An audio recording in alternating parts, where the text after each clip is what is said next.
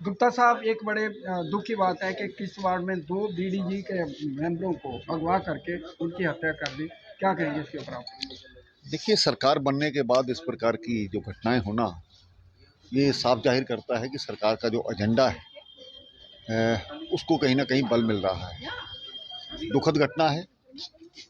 और जो 2 दिन पहले माननीय उपराज्यपाल जी ने बयान दिया था कि जो लोकल सपोर्ट करने वाले लोग हैं उनको ज़मींदोज़ किया जाएगा, बड़ा ज़रूरी है। इस प्रकार की जो ताकतें सर उठा रही हैं, कश्मीर टाइगर फोर्स नामक संगठन ने इसकी जिम्मेवारी ली है, और जिस क्रूरता से, निर्दयता से उनको मारा गया है, आगे से इस प्रकार की घटना ना हो, इसको सुनिश्चित करना होगा। और जो भी लोग इसमें इन्वॉल्व पाए जाते हैं उनके साथ उसी तरह का एक्शन होना चाहिए ताकि आइंदा कोई इस प्रकार से ना करे। गुप्ता साहब, ये तो अमित शाह का दायरा, होम मिनिस्ट्री का दायरा है, मतलब कि सरकार का तो कोई इसमें लेना देना कुछ नहीं है। देखिए, सरकार जिस प्रकार से भाषा बोल रही है, और इलेक्शन के दौरान भी जो इस सरकार के जो कैंडिडेट्स थे उन्होंने भी कहा था कि एक बार आने दो, उसके बाद देखेंगे, तो मुझे लगता है कि ये उसी का असर है। लेकिन इस प्रकार की कोई भी जो घटना है वो किसी भी व्यक्ति के लिए नहीं कह रहा मैं, किसी के साथ भी ऐसा हो सकता है। उसमें नज़ीर भी मारा गया, उसमें कुलदीप भी मारा गया, किसी भी धर्म के साथ हो सकता है, किसी भी जाति के साथ हो सकता है।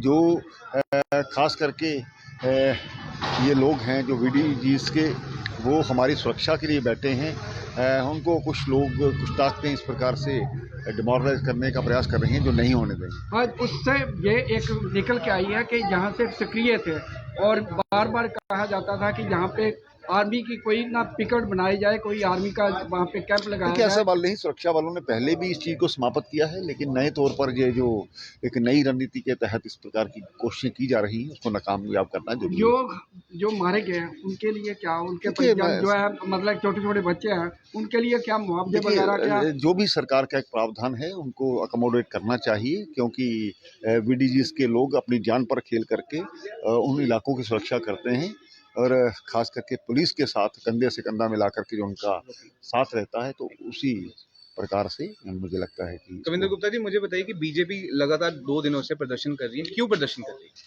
देखिए, जो नेशनल कॉन्फ्रेंस सरकार का रवैया रहा, जो प्रेरोगेटिव में नहीं आता उसको भी बिजनेस के अलावा वहाँ उसको सप्लीमेंट्री जो एजेंडा था उसको बनाया गया। दूसरा, स्पीकर का जो रोल रहा, जैसा नहीं होना चाहिए था, उसने एक नेशनल कॉन्फ्रेंस के कारकुन की तरह काम किया है, उसके एजेंट के रूप में काम किया है। उस पर चर्चा करवाते, उस पर वोटिंग करवाते, तब पता लगता पास पास पास, इस तरह से नहीं होता है। तो ये साफ है कि नेशनल कॉन्फ्रेंस का एजेंडा विकास का एजेंडा नहीं है।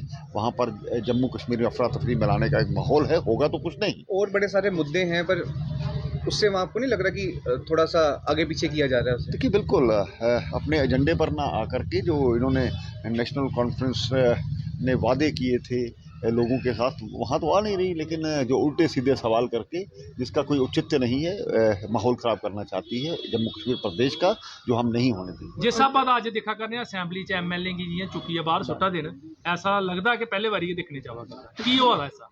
स्पीकर का जो रोल है वो सही नहीं है, तो स्पीकर की इस उपर सोचना चाहिए। मैं भी स्पीकर बनने का मौका मिला, लेकिन कदे भी इस तरह के जो माहौल है नहीं बने।